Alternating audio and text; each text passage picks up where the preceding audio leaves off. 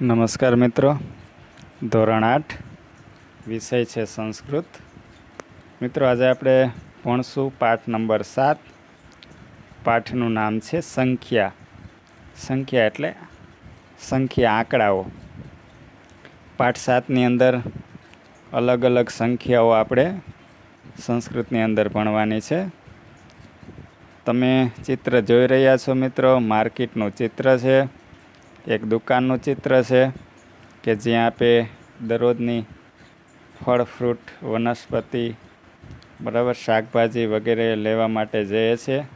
તો બજારમાં જે કંઈ ચીજ વસ્તુઓ લઈએ છે, ફળ લઈએ છે, ફ્રૂટ લઈએ છે, શાકભાજી લઈએ છે, એમાં કેટલી સંખ્યાઓ આવે.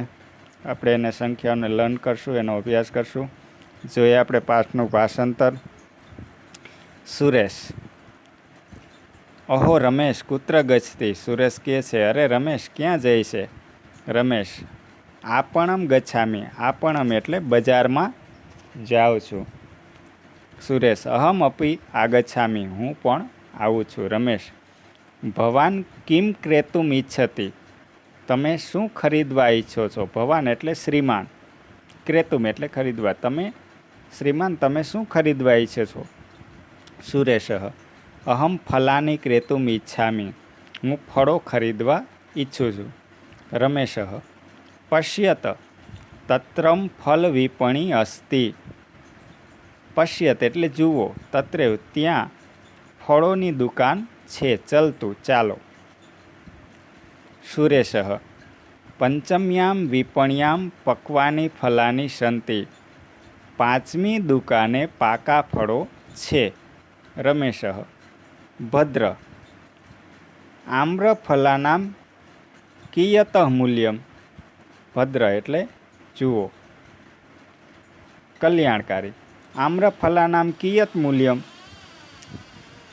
કેરીઓનું શું મૂલ્ય છે? કેરીની શું કિંમત છે? ફલ વિક્રેતા: 50 રૂપ્યકાણામ 10 ફલાની. 50 રૂપિયાના 10 ફળો. રમેશ: 12 કદલી ફલાનામ. કદલી ફલાનામ યાને કેળા. 12 કેળાઓનું.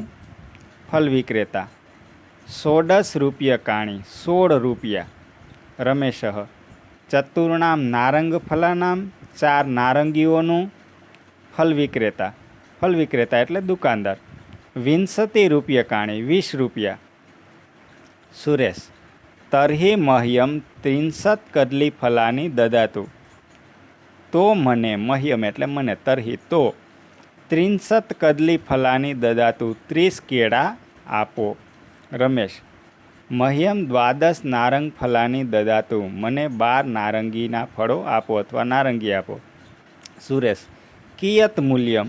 કેટલા રૂપિયા થયા? ફલ વિક્રેતા એટલે દુકાનદાર: કદલી ફલાનામ 40. કેળાના 40 રૂપિયા. નારંગ ફલાનામ ચ 60. નારંગીના ફળોનું 60 રૂપિયા.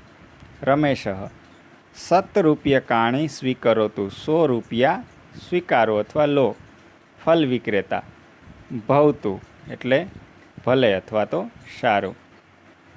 તો મિત્ર, સંખ્યાના આપણે પાઠનું ભાષાંતર લર્ન કર્યું બરાબર. વારંવાર આપણે જરાક ટિપ્પણી પણ એના જોઈ લઈએ. કદલી ફલમ એટલે કેળું. નારંગ ફલમ નારંગી.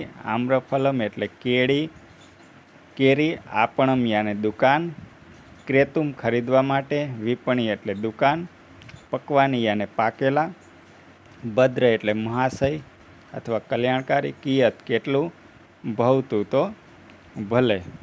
હવે આ પાઠને તમે વારંવાર વિડીયોને જોઈ અને પાઠનું ભાષાંતર તમે વ્યવસ્થિત રીતે સારા અક્ષરે તમારી નોટબુકમાં લખજો અને